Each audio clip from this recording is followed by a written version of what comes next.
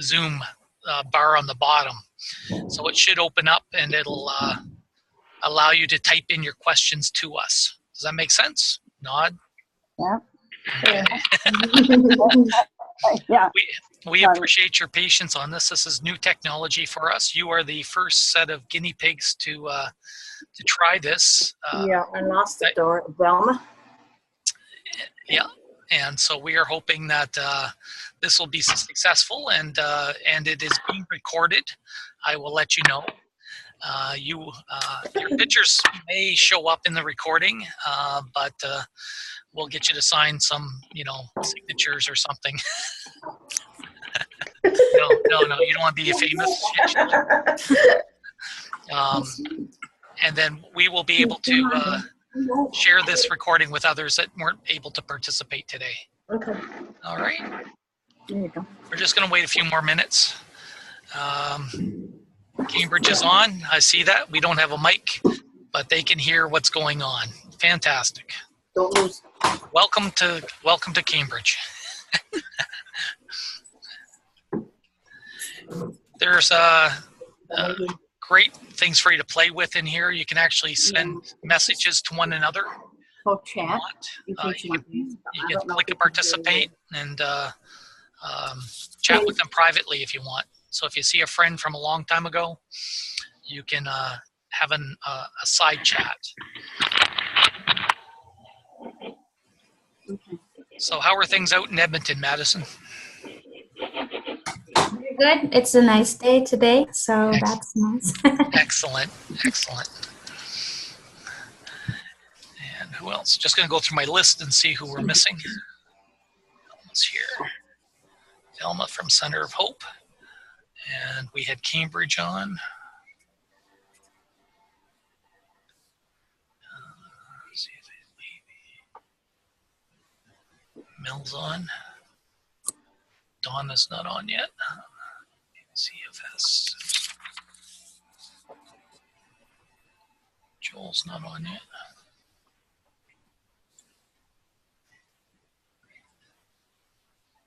All right. Well, we've got 19 of us out of 40. That's not too bad so far. Wow. It's Judy from 20. Center of Hope, too. Hi, Jane. Oh, good. We've got all sorts of folks from Center of Hope. Yes. And how's Halifax today? Oh, a very rainy day. But we have had gorgeous weather. Well, we'll bring you more rain then. Okay. Jerry's on. Hi, Jerry. How are you? I'm doing well today, and I guess I'm at the right time today. Exactly. We still haven't figured out how you managed to get on there. Well, I've got with me Marianne Langman, who is our family services worker as well. Oh, fantastic. Thank you. There's Captain Donna. Good afternoon, Donna. Hello. Sorry I'm late. That's all right. No. We're up to 24. There could be 40 of us on today. So Oh, wow. just want to give us plenty of time. So the pictures will get tinier and tinier. So you don't have to worry. Dawn, you're upside down. Everybody see Dawn in the middle? Dawn, you have a neat office. Melanie, what did you do to Dawn? Dawn, there's an option within your video to change the perspective. Maybe he's in Australia. Or maybe he's on the ceiling. I know family Why services is he can do it. down? Family services can do that to you, Dawn, can't it?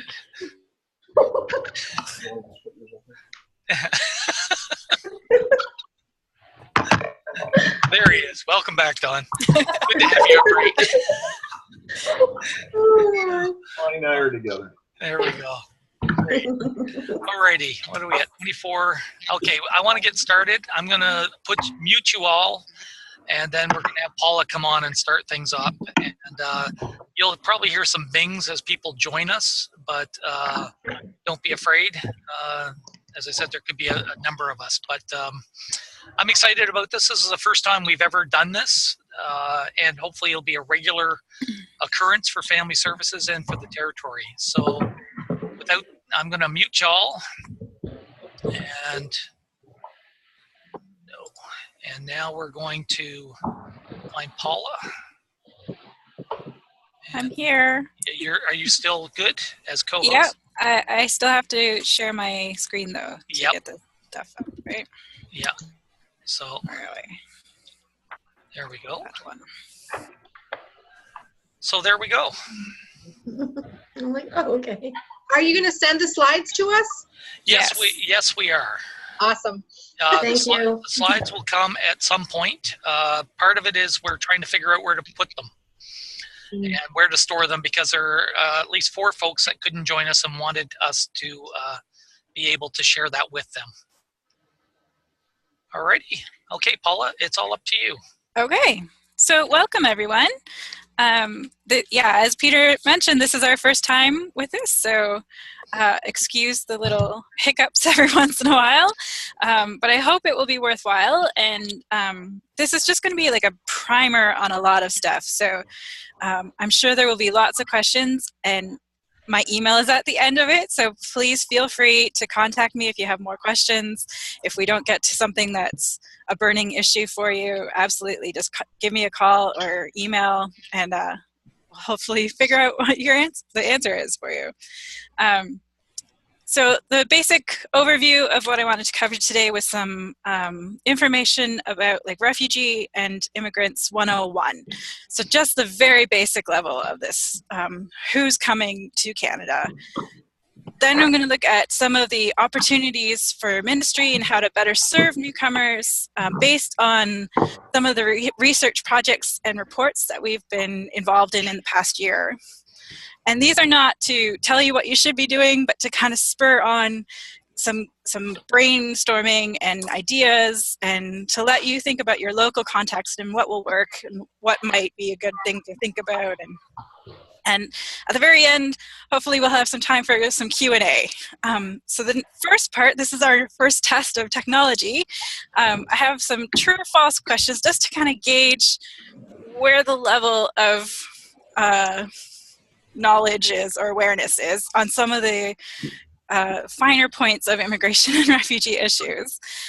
So this is no judgment. If you don't know the answer, you can just guess, and we'll go through them and just kind of gauge where things are a little bit. So there's some poll questions that are supposed to be coming up with this, hopefully. So the first question, true or false, federal skilled workers are not eligible for social assistance for 1 year after arrival.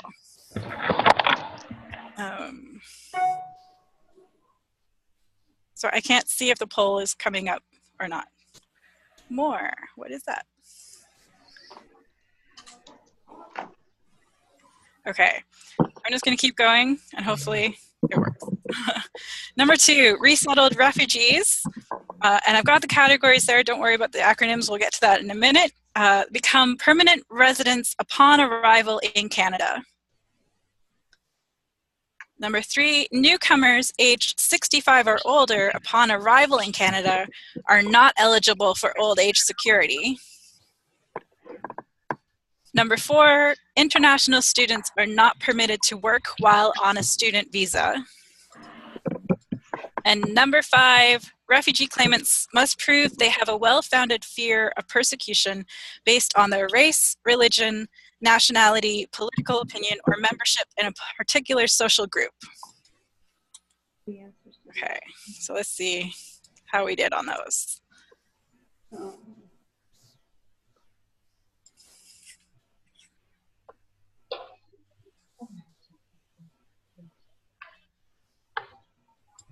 Is there like a summary, Peter, do you know?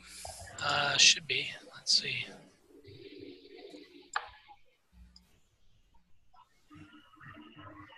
So, My video. There we go. Oh. attendees are now viewing options. Okay. This makes more sense now. Okay. So let's just quickly go through them again. Number 1, federal skilled workers are not eligible for social assistance. True or false? Resettled refugees become permanent residents upon arrival. Newcomers age 65 or older are not eligible for old age security. International students are not permitted to work. and refugee claimants must prove they have a well-founded fear on those criteria. Yeah? Okay, so we got, the answers are number 1, false. Technically, federal skilled workers are eligible if things happen. However, when they arrive, they're supposed to have 1 year of funds available to support themselves and their family. But things happen, and it is possible. They are permanent residents, so they are eligible the same as any other person. Resettled refugees become permanent residents upon arrival in Canada. That is true. Immediately upon arrival, they are permanent residents. They have a protected person status, which gives them some benefit. Some provinces waive the waiting period for medical care. They have access to some extra services because they're protected persons, but they are permanent residents from the moment they arrive. Newcomers age 65 or older are not eligible for old age security. This is a tricky one. It is actually false, because they can actually be eligible for old OAS after they've lived in Canada for 10 years, or if their country where they came from has an agreement with Canada. So many European countries, for example, have a similar program. They've made agreements with Canada that they'll kind of do transfer payments and that to cover off. So some newcomers age 65 or older could be eligible. International students are not permitted to work on a student visa. This is false as well. They do have limits. They can only work up to 20 hours a week while they're in full-time studies. And refugee claimants have to prove a well-founded fear of persecution based on race, religion, nationality, political opinion, or membership in a particular social group. This is true. These come from the International Convention for Refugees definition, which is the international accepted definition of what a refugee is. So how did we do? Pretty good. Oh, resettled refugees are permanent residents. So this is different from refugee claimants who have to go through the screening process to determine if they are actually refugees that need protection first. Resettled refugees have all that done overseas and come to Canada as permanent residents. We'll get into that a bit more in a bit as well. Okay, so that's pretty good. Most of it's good. So let's move on. Get back to the screen here. So the most common immigration streams for people coming to Canada are through the federal skilled workers, also known as economic migrants. This takes up about almost 60% of the people who are coming to Canada, because it also includes the family of the person who is coming as a worker. Family reunification is the second biggest one. This is like another quarter of the total immigration levels. So this is people who might have come through other means, through temporary, either resettled refugees, and then they're applying to bring their spouse and their dependents to Canada as well. Temporary workers, international students, living caregivers are another big chunk of that piece. And then we have refugees, both resettled and claimants, who are about 15% of the overall total immigration plan.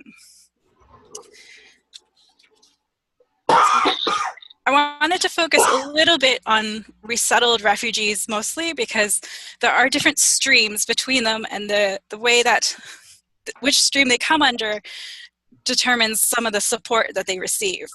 So there are three main categories under resettled refugees. That would be government assisted, privately sponsored, and blended visa office referred. We love our acronyms with refugees. So they're GARs, PSRs, and BVRs. And then there's refugee claimants, which is a separate category because we don't have numbers for them each year. It's just whoever shows up at our border and makes the claim. So for resettled refugees, these are people who are overseas, have fled their own country, are somewhere else. So Syrians who are in Lebanon are are overseas refugees who are selected by different means to come to Canada. So the government assisted receive income support from Immigration Canada directly. The blended visa office referred receive income support from IRCC as well as a sponsor group. It's a 50-50 sort of split between them. And then privately sponsored are receiving support only from their sponsor group. They do not receive any income support from IRCC at all. So the government-assisted GARs and BVORs are selected by visa officers overseas, by Canadian officers who work with the UN to pick the most vulnerable people who need protection.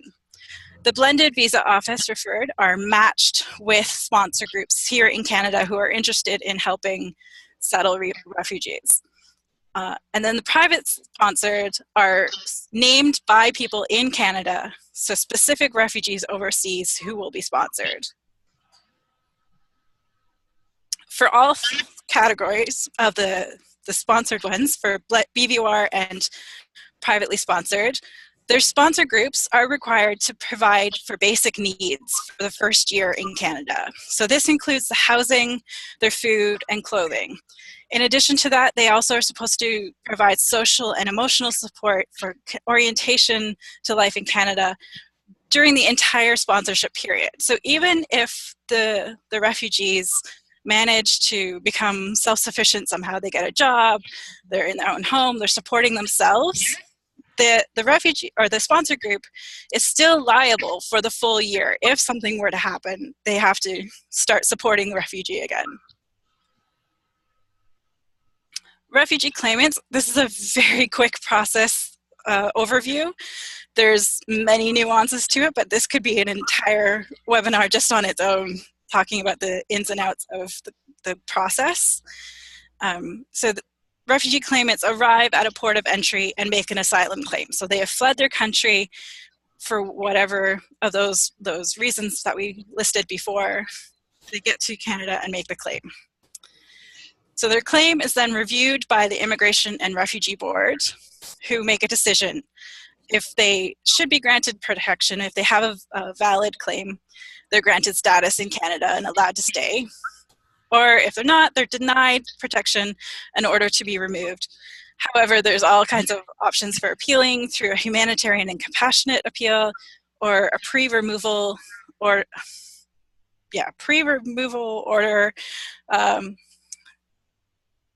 It looks at the situation where they would be returning to if it's not safe for them to go back. So there's lots of different options within all that. I just wanted a quick mention about some of the people who are walking across into Montreal or Quebec. This has been in the news a lot, and why they are not actually going to a border and making the appeal, their claim there, is because of the Safe Third Country Agreement we have with the United States, where we agree that a refugee makes a claim in the first place they land. So if they landed in the United States, they have to make their claim in the United States. If they landed in Canada, they make it here.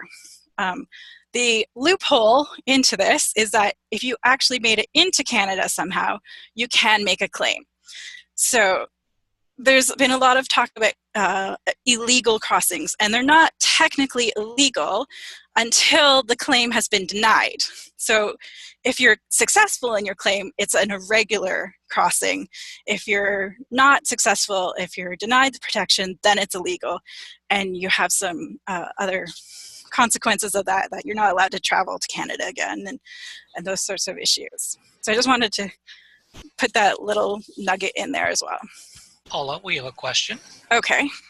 Madison just wants clarification. Is the sponsorship period generally 1 year? Most of the time, yes. So the total for a sponsorship period is 1 year for BVORs and for privately sponsored. There's another separate category for higher medical needs, which is called a joint assisted, which could be up to 2 years. Those are very rare.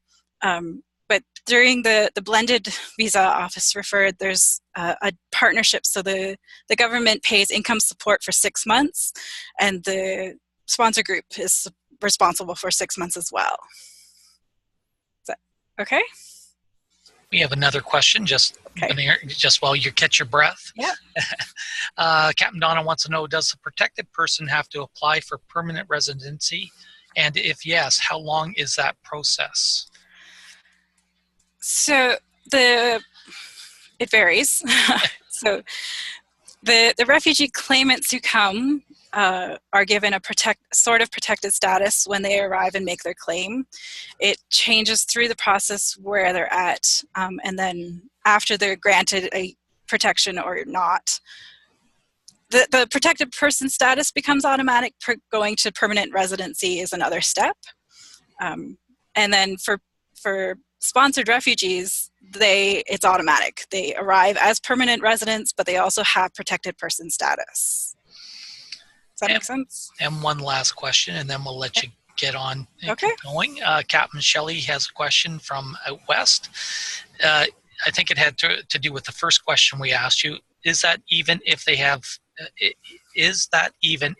they, for some reason, move to a different province? And I think that was related to the first question, which was if they had the support for a year. Right. Okay. So yes and no. Lots of yeses and nos. There's lots of yeses and nos in this. Technically, a sponsor group signs on for 1 year. If the person who has arrived decides to voluntarily leave the community and move somewhere else, that group is no longer liable for the sponsorship because the person has left the community. If it's through a sponsorship agreement holder, we are encouraged to find another sponsor to take over the sponsorship in the local community where they are. However, if we try and we can't get anyone to do it, IRCC will consider a sponsorship breakdown. It might be a no-fault breakdown because it's a voluntary move. So they will then take over and start offering some income support for that person for the rest of the year. Does that make sense? Okay.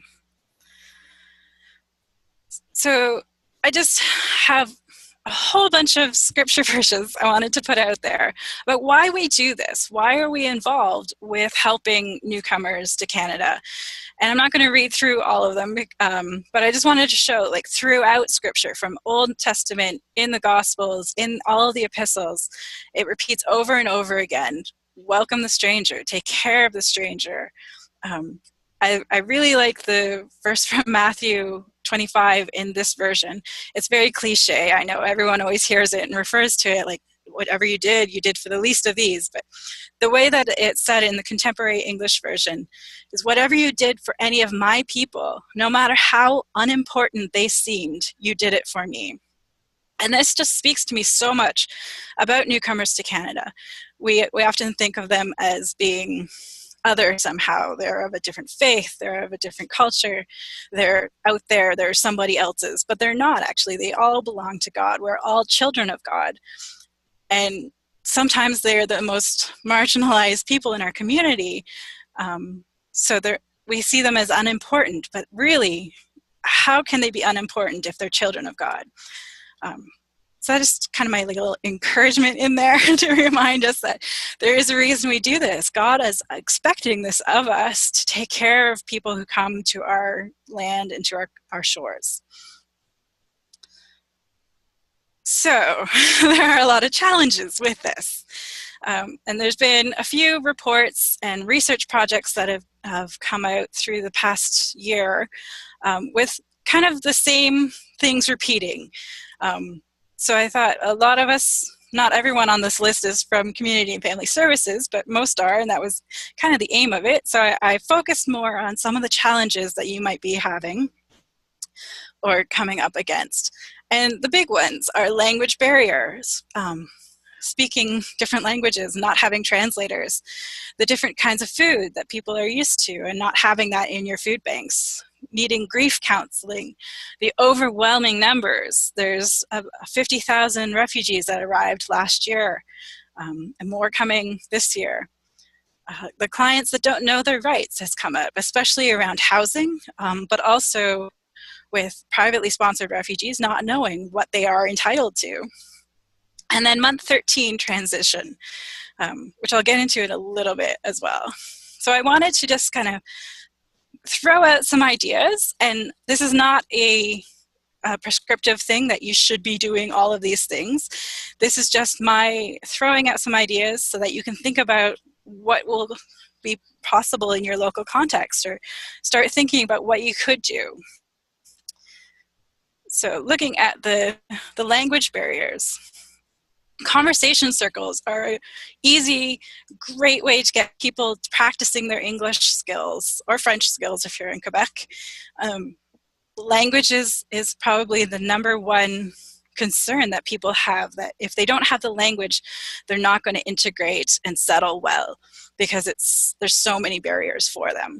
So can you partner with local ESL classes and offer some times for people just to gather around and practice their English? Learn a few words yourselves, just to say hello even is a huge bridge that you can have.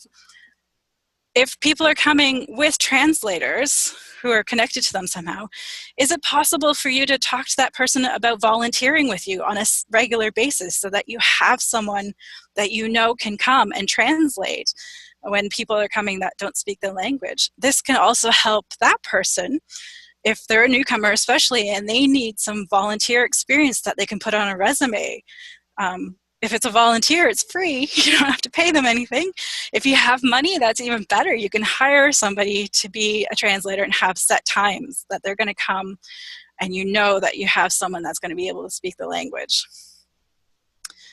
So for the food banks, this is a huge concern. You want to have food that people are actually going to eat. So what about going to your local churches or the cores and having specific food drives, telling them the items that you need? So if you need lentils and chickpeas, go to one of the local churches, preferably one that doesn't have a food bank already attached to their church. But go to them and say, can you have like a one-off food drive, and ask your congregation to bring these items. These are the things we need, so that we can help these people that are coming to our community. And then hosting community dinners and letting people teach you how they cook their food and share those experiences with each other. It builds community, and it helps them learn how to cook Canadian food at the same time. Paula, we've got a few little comments here. Sure. Give you another breather. Okay. Some folks have been using the Google Translate to help them with the language issues. And out in Barbara Mitchell Center in Winnipeg, Captain Shelley has shared that they do an English cafe out there. And it's a conversational program. Yeah. And the building is overflowing that night, and they use Google Translate as well. Yeah, so. Google Translate is a good way to start when you're stuck. It comes up with some interesting translations sometimes. If you ever tried to translate it back into English, it comes back kind of odd sometimes. But it's another tool that you can be using when you're stuck and you don't have a translator, and it will get the essentials across anyway. Yeah. Okay, can you keep going? Okay. Grief counseling came up. A lot of refugees especially are coming with trauma. They've been through horrible experiences, and they don't have anyone to talk to about this thing.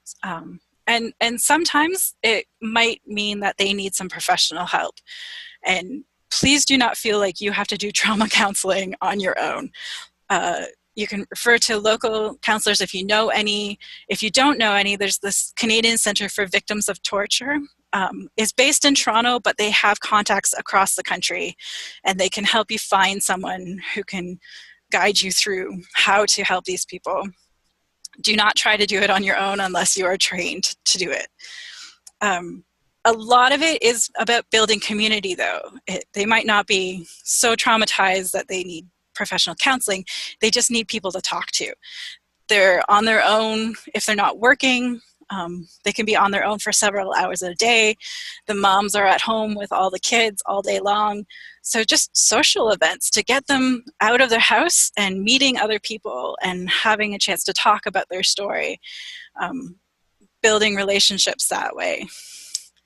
Having a volunteer in your waiting room whose only job is to be friendly, to talk to people, engage with people, so that it's not just about the business of them coming to help, but to build relationships with them.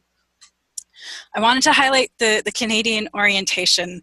For refugees, they receive at best a 2-day course. Usually it's a couple hours on life in Canada. And this is in the few days before they're leaving. So they're packing up their entire lives. They're leaving friends and family behind. They're emotionally exhausted. They're trying to make sure they have everything sorted out. They're not sure if they want to even do this. So the idea that they're going to understand everything that's being said is way overestimating what anybody would be capable of handling. So just having workshops on simple things like how to navigate the grocery store, how to do Canadian type of banking, simple things that we just assume everyone knows how to do, which is not always the case. Overwhelming number of clients has been another thing. There's been huge spikes, and I'm so grateful for a lot of the work that you're doing and how you're managing all these extra people that are coming to you. I would encourage you to partner as much as you can with other agencies. Look around in your area, who else is doing settlement services. Partner together on what you're doing, where the gaps are, and try to spell off each other. This is something I do a lot, is looking at my procedures and how I can streamline things better, how I can be more efficient. When we had 50,000 refugees coming, I had to look at the private sponsorship program and how I was maintaining this process and where I could make things easier for myself and for the people who are coming for help, because I just could not take the time that it was taking me before. So just take an hour and look at your procedures and how you can make it more efficient.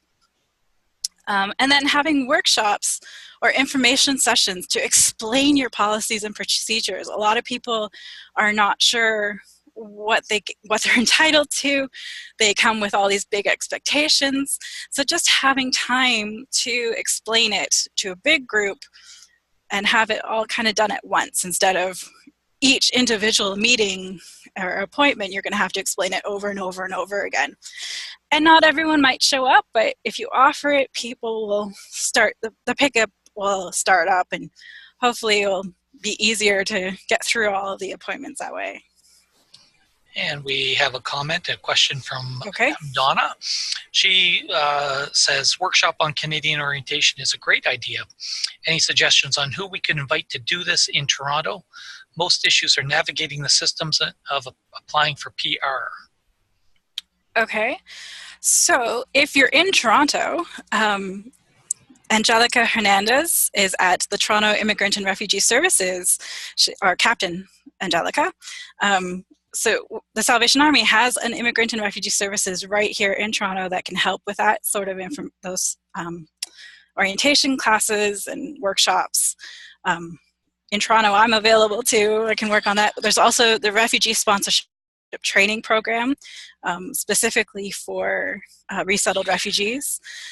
So they have a whole managing expectations workshop that they do. So I have some of those links at the end of the slides, so you can contact me or send me an email and I can look into it more for people who are doing Canadian orientation specifically in other parts of the country as well. Okay. Was there another question, or was that the 2 in 1? Okay. Clients don't always know about their rights. So this is especially with housing and with sponsored refugees. So I would encourage you to learn about what their rights are so that you know what they are too, and can help out informing them. There is going to be more information about this coming. There's pieces coming from both Peter and myself that will be coming out to help you with this so that you have it. But I would encourage you to just look around in your local community, see what's going on, and not just direct your clients to go to those workshops, but go yourself and find out about them. And then, so month 13, transition. This is a big one for refugee sponsorship because there was such a huge wave of people that came all at the same time last year. So month 13 is the end of the sponsorship period of 1 year, when the sponsors are no longer supporting the refugees. The government is no longer supporting them. They've been kind of cut off from the financial assistance. And the idea is that after a year, they will be self-sufficient, which is a huge, huge ask of a lot of people who are coming without language skills, without some employable skills. So there's many who have to transition onto social assistance. If they have a sponsor group, the sponsors are supposed to help them make that transition to apply for social assistance. Some of them are not the best sponsors and not doing that. So just to have information about how to apply for social assistance would be helpful. And the two kind of key reasons why people are not self-sufficient is because their language skills are not up to par yet. And that means they can't get jobs that are going to support themselves. So again, conversation circles are a cafe that allows people to practice their English to improve in that way. And then job search assistance. They're going to need help finding these jobs that are putting together resumes so that they can get jobs that are helping them to be self-sufficient.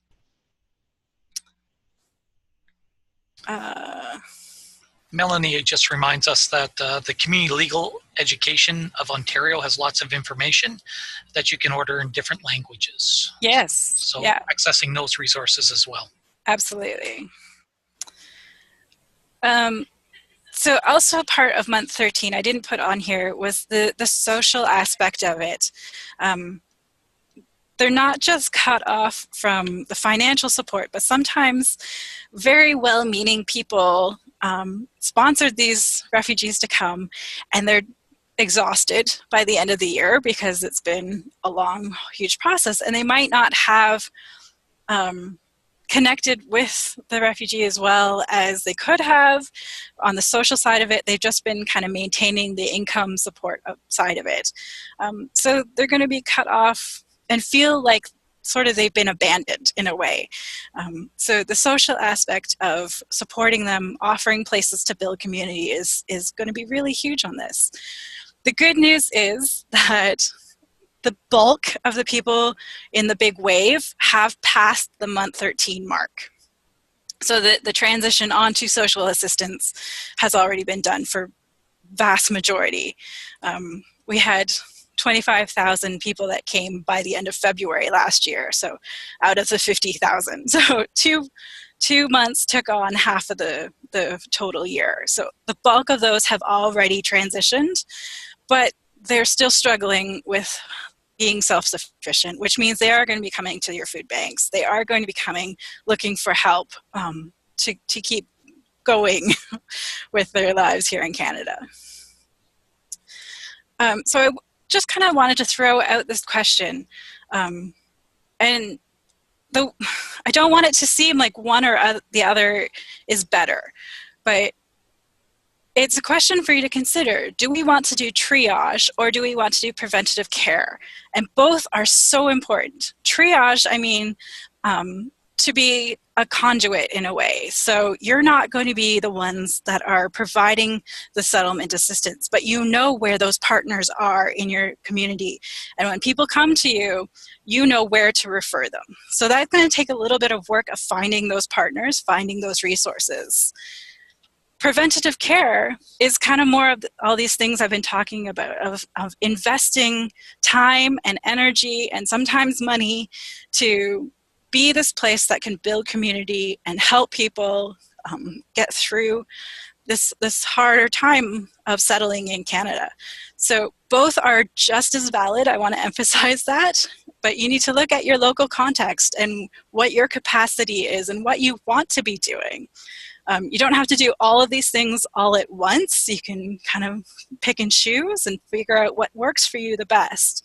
But just to have that clear understanding of what you are about and to do that well is what I want to encourage you to consider. So as I mentioned, there's a whole bunch of research projects that are out there. Some of these are already available on the SA Ministry Resources website. Some of them will be available soon. The bottom one there, Whosoever, is a new initiative that the Core Ministries Department is working on.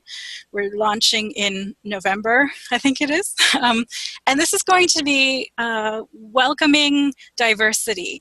We recognize that the whosoever that's showing up at our door is very different from who it was 100 years ago when William Booth was talking about the whosoever. So we want to be able to equip our cores, our leaders, our employees, our volunteers, everyone who's part of the Salvation Army to welcome diversity, to help people feel like they belong within the Salvation Army. So more resources will be coming around that. That's just kind of like a little flag to look out for this when it comes up. And then I have some links at the end. So Immigration, Refugee, Citizenship Canada. This is where you get all your official information about immigration matters. Every province has their own kind of settlement information. The three that I kind of go to the most often are from BC, Ontario, and Nova Scotia.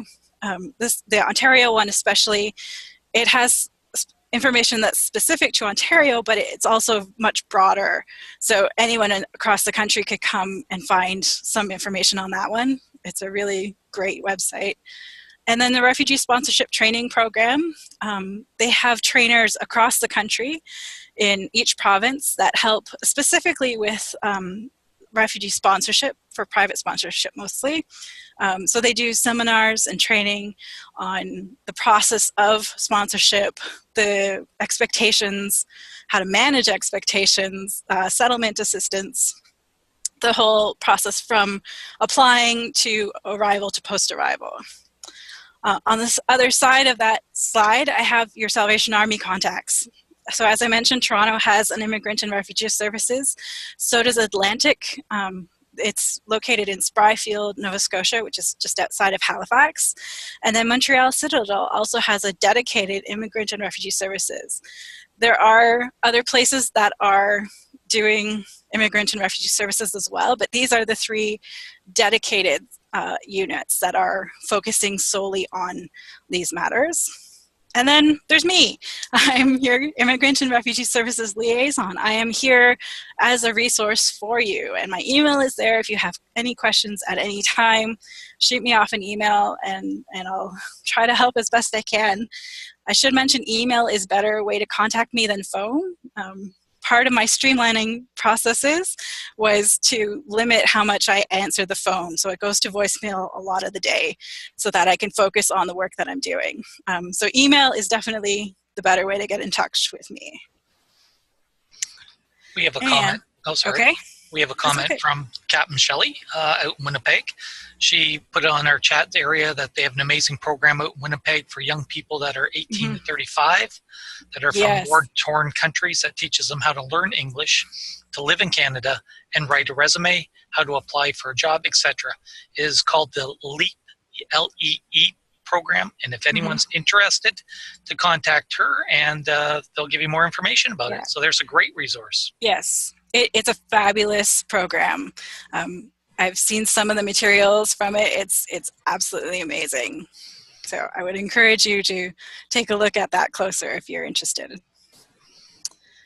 So that I timed that rather well because I got to the question period just like 3 minutes later than I wanted to.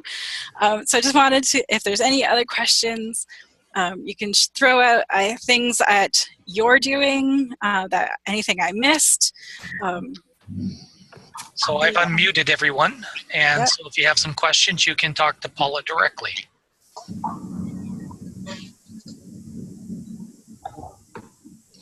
I'm working with a family. It's Donna from York. They're protected refugee claimants, Mhm. and I'm working with them in the Pathway of Hope program. So they were told just recently that it would be 31 months before they could get their permanent residency. Yeah. Is that realistic? Is that usually how long it takes? They're trying to speed things up. So they, So the problem is Yeah. this family, they had really good jobs in the country they came from. Mhm. Were working at the airport in management positions. So Right. of course they want to work in the airport here. Yeah. But they can't because they don't have a permanent residency. Right. So they're This is really, a challenge. yeah. It is a huge challenge. There's a huge backlog, which has slowed things down. 31 months is their processing time estimates are always very unrealistic for what's actually happening, because they have to count from the latest that they've actually started working on. But that doesn't mean that, 31 months this last week. yeah, Mm. but that's like the official word. What it could actually be, so as they work on the backlog, the processing time gets shorter, Right. because they're working on cases that they got 31 months ago as they're working through the backlog. So it's possible that it will be shorter, but it won't be longer than 31 months is kind of the best news that you can get at this point. It's ridiculous, I know. We've also got like refugee applications for people who have been overseas for 5 or 6 years waiting for an interview. It's just, it takes so long. Mm-hmm. Yeah. Wow. Yeah. Any other questions for any other questions for Paula? This might be a weird question. I'm working with some families and trying to help them with like budgeting and things like that. And some are getting the child tax benefit, and they're also still a PR. They don't know that process. Does that make sense? Like, can they apply for? You're kind of have like a bit of feedback somehow. Okay, I'll type it in. Okay. Okay. Can you see that, Paula? Eventually. Yeah. Okay. I think so.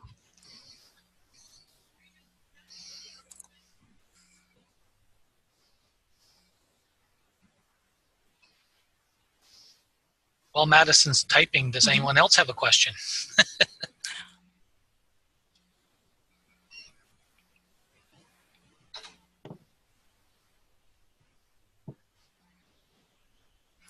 Or you can tell me about projects that you're working on that I didn't I guess include. what I was looking for, this was good. It was helpful. We are doing a number of those things, Conversation Club. We are using Google Translate. We see a large number of refugee families here in our location. I guess what I was hoping for was more concrete information on processes and things like that. You know, it's all well and good to say, you know, go find this in your community, but we're so inundated that we don't have the time even to go out and do that. I have some resources, but I'm looking for specific information that I can help my refugee families with on processes and things like that. I don't want to have to go out and find it all myself. Right. If you have it, if you could give that to us, like this is the process, this is what, you know, like you started off with that and then it diverged to what are you doing in your setting and what can you do in your setting. I was looking for more specific information. I think sometimes too, it's good to have the steps of the process that they have to go through from the beginning when they first arrive, because quite often we get that question like, this is what I'm looking for, this is what I'm being told, but I don't know if these are the proper steps. Okay. Yeah, it's the steps and things like that that we're really unaware of.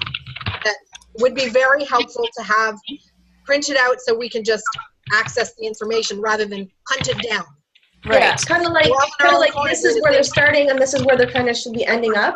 kind of thing, because Right. they So- come so to us the- and then they ask us a question sort of to the point of like, this is where I'm at, but I don't know if this is where I'm really supposed to be. Okay. The You know what I idea mean? for this seminar was just to go through quick information, Yeah. but more information like that. We're working on it. We are going to try to get it out to you. But that's definitely, we'll keep that in mind for future Any training idea sessions as when? well. Because that's the thing we really need. Yeah. Any idea of when, Paula? Well, there are bits I can send out right away. There are bits that we're still working on. It also, it depends on what you actually need. So if you could send me an email with, these are the types of information pieces I'd love to see, and we can kind of prioritize that as well. Okay, I'll send you an email. Thank you. Okay. Appreciate it. So Donna, I'm can you just, copy me on that email too? Sure, Thank you. I will, Shelley. Thank you. Okay. Madison's question's up. Okay. She says, some of my new to Canada clients are getting the child tax benefit and others are not. This could be an extra income for them, but there are limits to when they can apply. right. So it depends how they came, through which stream. So sponsored refugees, resettled refugees are entitled to it immediately. Some of the ones that came through the skilled federal skilled workers, it takes longer. So it all depends on what stream they came through. Commenting on what was just typed there by Peter about the refugee families all having the same birthday of January 1st, that seems to be very common. That is very common. Some cultures, they don't pay attention to what day. So January 1st is the default that is just used. We have quite a few people that come in that actually really don't know what their birth date is. Yeah. Have no clue. It's very common. Any other questions? We got lots of copies. Copy. Yes. As Paula mentioned, this is something that we are working on. We have heard from around the territory some of the challenges that you are facing, and it is our hope to gather some of this and get this out to you as resources. The issue is that there's a number of things that we've been identifying as opportunities and just trying to gather that. That's also where the Whosoever project really started to come together, was recognizing that we are faced with many challenges and opportunities and the lack of resources we have. And so we're trying as a department here to start to pull this together for you. So your suggestions, your thoughts, and your prayers are very welcome as we go through this. We want to make sure that we're getting you the material you want, not the stuff that we think you want. I think so your input is critical to this. Any other questions for Paula? Any comments? Well, I want to thank Paula for being my first guinea pig in this arena. Our hope is that this is just a small stepping stone for where we're going in family services, that these types of opportunities to get online and share and communicate and network and support one another will continue. I just see another comment, Paula, sorry. I think it's Velma saying, I don't think you can hear me. We have a client that has 12 children and she hasn't got any money over 6 months. What could you suggest to tell her? So again, it depends what stream she came on, but 6 months is kind of unreasonable. So I would be following up with, I'm not sure what province you're in, but following up with wherever it is that the service. She's in Halifax. She's in Halifax. So I would follow up with, I don't know what it's called. It's Service Ontario, but the whoever administrates the program, because 6 months is too long. They should be having their money by now. Alrighty. Well, again, I want to thank Paula for her time and her ministry here. I've been very blessed by it and blessed by her support in our department because, my goodness, I don't know what I would do, faced with some of the numbers that I know the ministry units are seeing coming in through their door, especially as we're heading into Christmas. So I just want to leave you with a couple of thoughts before we close off here today. I want my 2 minutes of fame, I guess. One is that, there's opportunity for us to care. And care is love in action. And it's our compassion that we can offer these folks as they come in through our doors. It really doesn't come from us. It comes from our relationship with Christ. If we do it in our own strength, we will fail and we'll burn out. And so I would encourage each of you to get connected and stay connected, get fed on a regular basis in your core, in your devotional life, because that will outflow into how we respond with care. We talked about community, and I want to just highlight again what Paula was saying, that these folks are looking for the opportunity to develop community. They've lost their community at home in their own country. And this is an opportunity for us to reach out and develop community with them and invite them to participate and us to participate in their lives. There's an opportunity for us to be changed as we connect with these folks. I know as I've rubbed shoulders with my clients over the years that not only have I been benefited by them, they have benefited me. And so just as you look at this, realize the power of their presence and your presence together. Lastly, we are called to give hope today. And every opportunity that comes through our door, we have that opportunity driven by compassion. And just be patient. I think that as we minister, there are unique challenges and tensions and stress. And just looking for that opportunity to trust that God's going to give us the strength, the words, and to bring hope today as we minister in our communities across the territory. A couple updates for you. Our next webinar will be October the 23rd. I can't tell you what it is just yet, but as I'm still working on it, but I'm hoping it will be something really great just as you head into Christmas.